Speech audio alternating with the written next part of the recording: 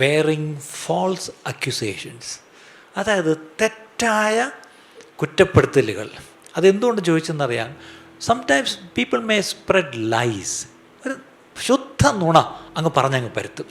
അതങ്ങ് പരത്തിക്കഴിഞ്ഞാൽ എന്താ പ്രശ്നം എന്താണെന്നറിയാമോ?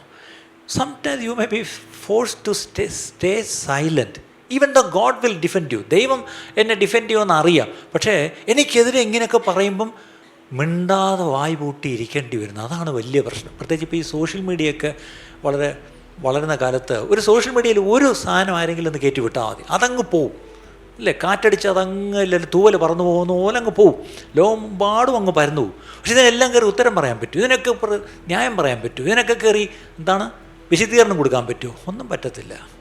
ദൈവം ഡിഫെൻഡ് ചെയ്യുമെന്ന് നമുക്ക് പറയാം, പക്ഷേ ആ സമയത്ത് വായടച്ച് മിണ്ടാതെ ഇരിക്കുക എന്ന് പറയുന്നത്, അത് ഓർത്തോണം. Every words of lie that has been spoken against you, it can hurt you. നമുക്കെതിരെ സംസാരിക്കുന്ന അത് വ്യാജവും കൂടെ ആണെങ്കിൽ അത് എന്തും മാത്രം നമ്മളെ വേദനിപ്പിക്കും എന്നുള്ള കാര്യം മറക്കരുത് പ്രിയപ്പെട്ടവരെ. എന്നെ കേൾക്കുന്ന നേതൃത്വത്തിലായിരിക്കുന്ന ഓരോരുത്തരും ഓർക്കണം, നിങ്ങളെ വേദനിപ്പിക്കുന്ന വാക്കുകൾ ചിലപ്പോൾ നുണ തന്നെ ആയിരിക്കാം.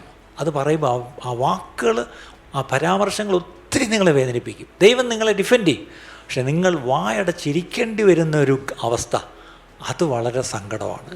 മനസ്സിലാവുന്നുണ്ടോ പ്രിയപ്പെട്ടവരെ? നേതൃത്വത്തിൽ നിൽക്കുമ്പം ഇതൊക്കെ പ്രതീക്ഷിക്കാം, പക്ഷെ ഇതൊക്കെ തങ്ങൾക്കെതിരെ വരുമ്പോൾ വായ് പൂട്ടി നിൽക്കേണ്ടി വരുന്നൊരവസ്ഥയാണ് ഏറ്റവും സങ്കടം.